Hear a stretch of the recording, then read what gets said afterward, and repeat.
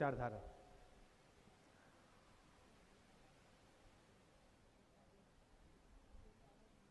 त्रिपुरा के बारे में आप जानते हैं, पूरे नॉर्थ ईस्ट में बीजेपी की सरकार क्या कर रही है, किस प्रकार से आप पर आक्रमण हो रहा है, किस प्रकार से आपको दबाया जा रहा है, आप जानते हो। और इसके बारे में आज मैं थोड़ा आपको बताना चाहता हूं। मगर सबसे पहले मैं देश के मुद्दों के बारे में बोलना चाहता हूं। देश के सामने दो बड़ी समस्याएं हैं। पहली समस्या बेरोजगारी की समस्या, और उसके बारे में भी त्रिपुरा की जनता बहुत अच्छी तरह जानती है।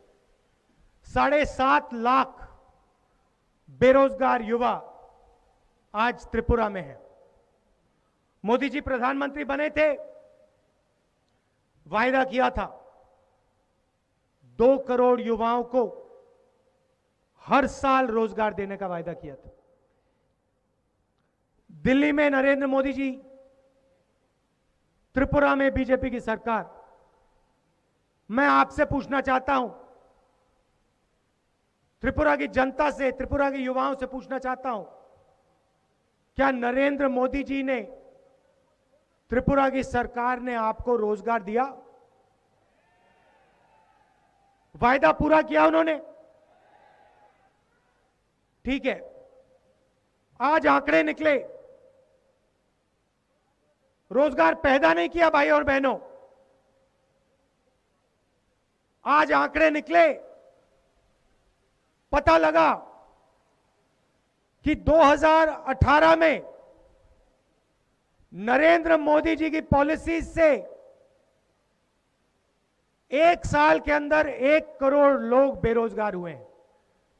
जिनके पास रोजगार था, 1 करोड़ लोगों को नरेंद्र मोदी ने अपनी पॉलिसी से बेरोजगार किया। मतलब 2018 के हर दिन हिंदुस्तान के 3000 युवा जो रोजगार करते थे वो बेरोजगार हुए। भाषण देते रहते हैं, जहां जाते हैं भाषण देते, वायदा करते हैं, मगर एक सच नहीं बोलते हैं।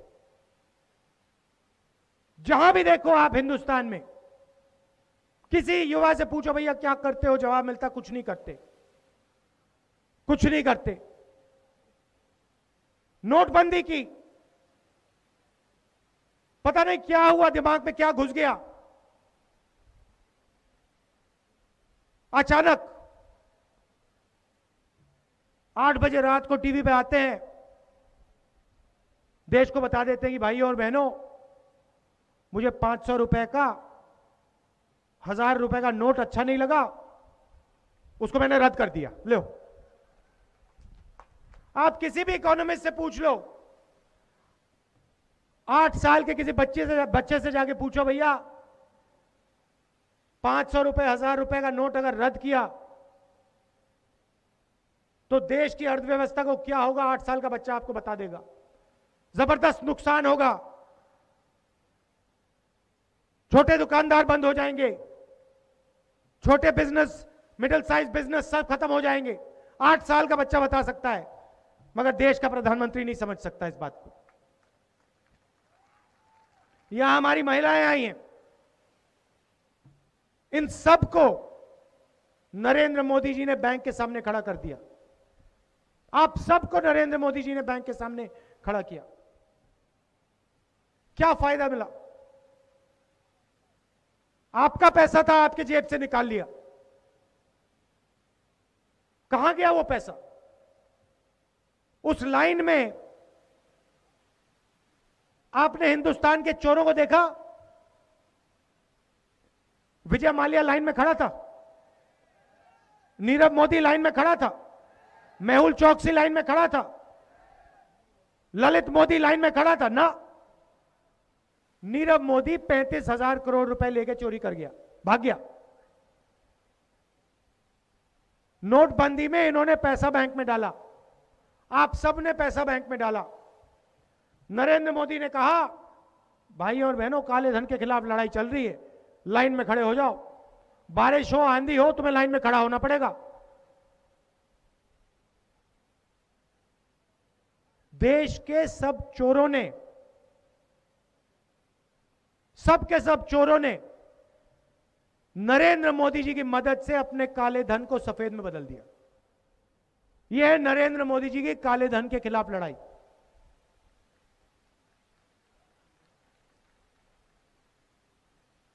भाइयों और बहनों, हिंदुस्तान का किसान आत्महत्या करता है। हर प्रदेश में हर रोज कोई ना कोई किसान आत्महत्या करता है। और किसानों से, प्रधानमंत्री से, अरुण जेटली जी से एक ही चीज मांगी है, हमारा आप कर्जा माफ कर दीजिए, हमसे जिया नहीं जा रहा है, हमें आपसे और कोई मदद नहीं चाहिए, हमारा कर्जा माफ कर दीजिए। अरुण जेटली जी कहते हैं नहीं, हम नहीं करेंगे, हमारी पॉलिसी नहीं है, हम ये काम नहीं करते। आप कर्जा माफ नहीं करते तो अगर आपकी ये पॉलिसी नहीं है तो फिर आपने हिंदुस्तान के सबसे अमीर 15 लोगों का 3.5 लाख करोड़ रुपए क्यों कर्जा माफ किया है? अमीर व्यक्तियों का रोज कर्जा माफ करते हैं। किसान मदद मांगता है, कहते हैं नहीं, हमारी पॉलिसी नहीं। यूपीए की सरकार थी, 70,000 करोड़ रुपए यूपीए की सरकार ने आपके लिए कर्जा माफ किया था किसानों के लिए। किसान हमारे पास आए, उन्होंने कहा देखिए मुश्किल हो रही है, हमारा कर्जा माफ कीजिए। एकदम हमने कर दिया। लाखों किसानों को, करोड़ों किसानों को फायदा मिला। अभी मध्य प्रदेश, राजस्थान, छत्तीसगढ़ में चुनाव हुए। मैंने अपने भाषण में वहां कहा, देखिए मैं बाकी सब नहीं जानता हूं, मगर मैं आपको यह कह देता हूं 10 दिन के अंदर इन 3 प्रदेशों में जैसे ही कांग्रेस पार्टी की सरकार आएगी, 10 दिन में किसानों का कर्जा माफ हो जाएगा। मैंने वहां बोला, हर मीटिंग में बोला।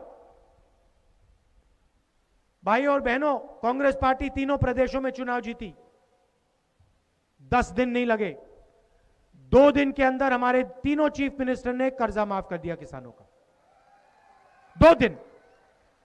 पहले बीजेपी के लोग कह रहे थे पैसा नहीं है, कर्जा माफ नहीं हो सकता। पैसा है, कोई कमी नहीं है पैसे की, बस ये है कि ये पैसा पूरा का पूरा पैसा ये चोरों को देते हैं, नीरव मोदी जैसे चोरों को, मेहुल चोकसी जैसे चोरों को, अनिल अंबानी जैसे चोरों को। देखिए मैं सुनाता हूं आपको, मैं सुनाता हूं। पहले नारा चलता था, जनता कहती थी अच्छे दिन, नरेंद्र मोदी जी कहते थे आएंगे, याद है आपको? अच्छे दिन आएंगे। आ गए अच्छे दिन? आ गए? हाँ। अब नारा सुनिए, चौकीदार, चौकीदार, चौकीदार। ये देखिए, ये क्या हुआ? 4 साल में अच्छे दिन से चौकीदार चोर कैसे हो गया? भाइयों और बहनों, दुनिया की सबसे बड़ी डिफेंस डील, राफेल हवाई जहाज की डील। हिंदुस्तान की वायुसेना को हवाई जहाज की जरूरत थी। यूपीए की सरकार ने कहा आप जाके देखिए, सबसे बेहतर हवाई जहाज चुनिए, उसको खरीदिए। राफेल हवाई जहाज चुना गया। एयरफोर्स ने कहा 526 करोड़ एक हवाई जहाज के लिए, और हवाई जहाज एचएएल बनाएगी, हिंदुस्तान में बनेगा। सब कुछ तय हो गया था। बीजेपी की सरकार आती है, नरेंद्र मोदी जी फ्रांस जाते हैं, हवाई जहाज में फ्रांस जाते हैं। उनके डेलीगेशन में उनके साथ अनिल भाई, मतलब अनिल अंबानी जाते हैं। दोनों के दोनों फ्रांस जाते हैं, राफेल हवाई जहाज की डील को बदल देते हैं।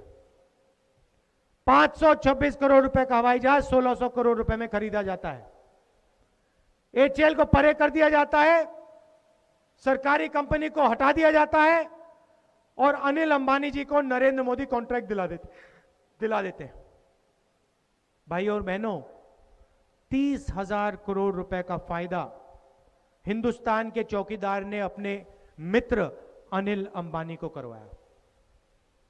फ्रांस का राष्ट्रपति कहता है, प्रेस से कहता है, देखिए मुझे कुछ नहीं मालूम, हिंदुस्तान का प्राइम मिनिस्टर आया था, मीटिंग में उसने साफ कह दिया कि 526 करोड़ का हवाई जहाज नहीं खरीदा जाएगा, 1600 करोड़ रुपए का खरीदा जाएगा और एचएएल को कॉन्ट्रैक्ट नहीं मिलेगा, अनिल अंबानी को कॉन्ट्रैक्ट देना है।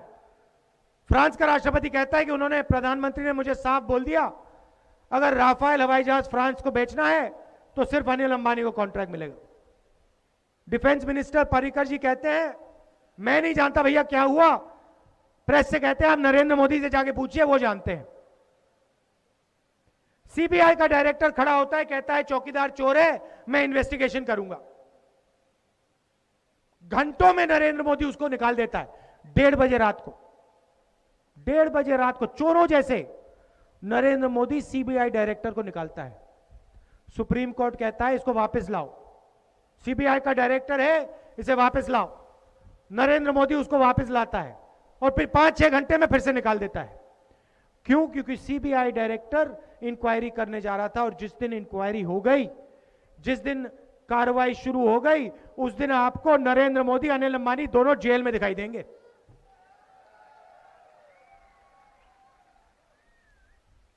किसानों के लिए कुछ नहीं किया, युवाओं के लिए कुछ नहीं किया। अब आते हैं नॉर्थ ईस्ट, त्रिपुरा की बात करते हैं। आपसे कहते हैं कि आपकी जमीन आपकी नहीं है,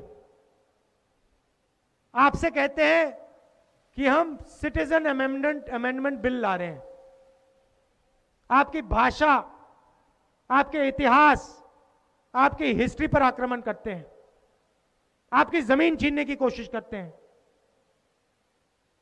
आपके लोग आए मेरे पास, यहां सब सिविल सोसाइटी के लोग बैठे हैं, मैं इनका धन्यवाद करता हूं। जमीन पे लड़ाई है, हमारे पास आए और इन्होंने मुझे कहा,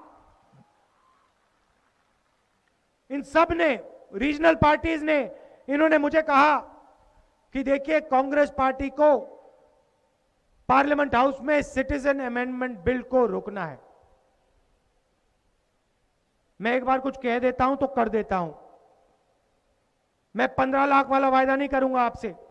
मैंने उनसे वायदा किया था कि Congress party citizen amendment bill को राज्यसभा में रोक देगी और हमने अपना वायदा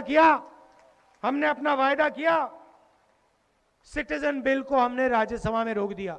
और मैं यहां स्टेज से आपको आश्वासन देना चाहता हूं, अमित शाह जी ने कहा है कि चुनाव के बाद सिटीजनशिप बिल को लाएंगे। सबसे पहले वो मर्डर अक्यूज्ड है, मर्डर अक्यूज ने कहा कि वो सिटीजनशिप बिल लाएंगे। मैं आपको कह रहा हूं, चाहे कुछ भी हो जाए, मर्डर अक्यूज को, बीजेपी को हम सिटीजन अमेंडमेंट बिल नहीं लाने देंगे। पार्लियामेंट हाउस में इसको रोकेंगे, जमीन पर लड़ जाएंगे हम, मगर नॉर्थ ईस्ट पे सिटीजन अमेंडमेंट बिल नहीं होने वाला है। आपके पास पहले कांग्रेस पार्टी ने स्पेशल स्टेटस दिया था। हमने इस बात को माना था कि त्रिपुरा और नॉर्थ ईस्ट के बाकी प्रदेश यूनिक हैं, इनके सामने अलग अलग समस्याएं हैं, दूसरी तरीके की मुश्किलें हैं, तो हमने आपके लिए स्पेशल स्टेटस दिलवाया था। वो भी आपसे बीजेपी ने, नरेंद्र मोदी ने छीना। जैसे ही हमारी सरकार 2019 में आएगी, हम आपको स्पेशल स्टेटस वापस दे देंगे। और सिर्फ वो नहीं, इंडस्ट्रियल पॉलिसी हुआ करती थी नॉर्थ ईस्ट के लिए, त्रिपुरा में, बाकी प्रदेशों में इंडस्ट्री लगाने के लिए, वो भी नरेंद्र मोदी जी ने आपसे छीनी। वो भी हम आपको नॉर्थ ईस्ट को इंडस्ट्रियल पॉलिसी 2019 चुनाव जीतने के एकदम बाद वापस दे देंगे। और जो आपको यहां जिस चीज की आपको जरूरत है, इंडस्ट्री की, कारखानों की, सड़कों की, रेलवे लाइन की, एयरपोर्ट की, उस पर एक बार फिर कांग्रेस पार्टी की सरकार दिल्ली में काम शुरू कर देगी। और कुछ ही समय में, मैं जानता हूं, कुछ ही समय में कांग्रेस पार्टी की सरकार त्रिपुरा में भी आ जाएगी, राज करेगी।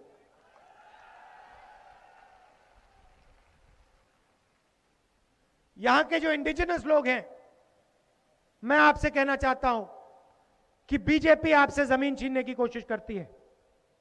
हम आपके लिए ट्राइबल बिल लाए थे, इंडिजिनस लोगों की मदद करने के लिए, उनकी जमीन की रक्षा करने के लिए, उनको जमीन दिलवाने के लिए। उस बिल को भी नरेंद्र मोदी ने रद्द किया है, त्रिपुरा में उसको खारिज किया है। हम ट्राइबल बिल को इंडिजिनस लोगों के लिए यहां पे लागू करेंगे और आपकी जो जमीन है आपको वापस देने का काम हम शुरू करेंगे। और हमने जो वायदा किया था कि जो सत्ता है, जो पावर है, वो हम आपको वापस देंगे।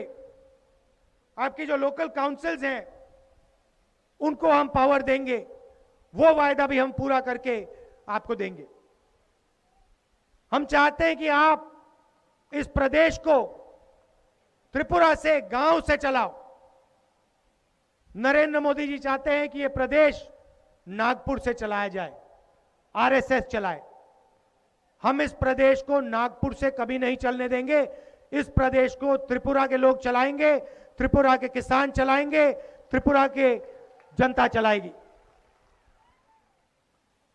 नेशनल लेवल पे हमने निर्णय ले लिया है, पहले चौकीदार को 2019 में हटाएंगे, निकालेंगे, और जैसे ही दिल्ली में कांग्रेस की सरकार आएगी वैसे ही हम एक ऐतिहासिक काम करने जा रहे हैं। गारंटीड मिनिमम आमदनी, मतलब हिंदुस्तान के हर गरीब व्यक्ति को कांग्रेस पार्टी की सरकार बैंक अकाउंट में सीधा पैसा डाल के दे देगी। थोड़ा सा मैं आपको समझाना चाहता हूं। 2019 में जैसे ही चुनाव जीतेंगे, एक मिनिमम आमदनी की लाइन बना दी जाएगी।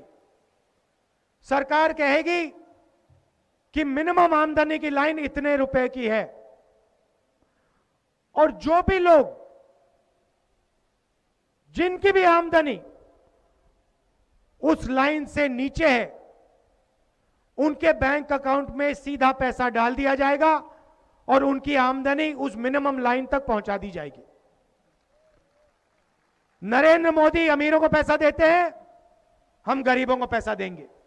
आपको करना है जो करो, आप 3.5 लाख उनको दो, उनका कर्जा माफ करो, हम किसानों का कर्जा माफ करेंगे। आप नीरव मोदी, मेहुल चौकसी, ललित मोदी जैसे चोरों को पैसा देते हो, हम उनका पैसा लेकर गरीब जनता को पैसा देंगे, सीधा बैंक अकाउंट में पैसा देंगे।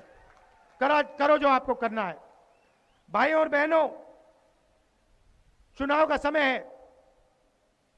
कार्यकर्ताओं से मैं कहना चाहता हूं, आप हमारी विचारधारा की लड़ाई लड़ते हो। आपसे यहां सरकार चुराई गई है, कांग्रेस पार्टी से चुराई गई है सरकार, पूरा देश जानता है। अरुणाचल में, त्रिपुरा में, गोवा में पैसे देकर आपका जो हक है आपसे छीना गया है। हम चाहते हैं कि त्रिपुरा को त्रिपुरा की जनता चलाए, त्रिपुरा के किसान चलाएं। मैंने कहा कि ऑटोनोमस डिस्ट्रिक्ट काउंसिल को हम सीधा डायरेक्ट पैसा देंगे, डायरेक्ट फंडिंग देंगे। तो आपकी लड़ाई है, लोकसभा के चुनाव आपने जिताने हैं। दोनों की दोनों सीट कांग्रेस पार्टी के कार्यकर्ताओं को, कांग्रेस पार्टी को दिलवानी है। आप दिन भर कांग्रेस पार्टी के लिए लड़ते हो, इसके लिए मैं आपको दिल से धन्यवाद करता हूं। और जो जनता यहां आई है, आपको मैं दिल से धन्यवाद करता हूं। बहुत बहुत धन्यवाद कि आप दूर दूर से आए, आपने मेरी बात सुनी, इतने प्यार से मेरी बात सुनी। बीजेपी देश को बांटने का काम करती है, नफरत फैलाने का काम करती है। कांग्रेस पार्टी जोड़ने का काम करती है, कमजोर लोगों की मदद करती है, प्यार की पार्टी है, प्यार और भाईचारे की बात करती है। कांग्रेस पार्टी के कार्यकर्ताओं को हमारी विचारधारा की लड़ाई लड़नी है। त्रिपुरा की जनता को आप बताइए कि त्रिपुरा के गरीब लोगों पे, त्रिपुरा की जमीन पर बीजेपी और आरएसएस आक्रमण कर रहे हैं। सिटीजन अमेंडमेंट बिल आपके ऊपर आक्रमण है, नॉर्थ ईस्ट की जनता के ऊपर आक्रमण है।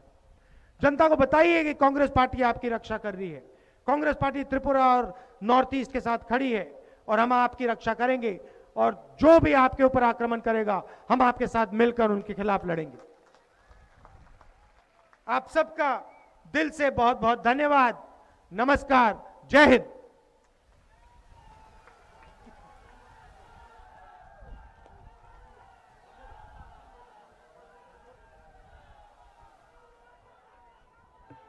राहुल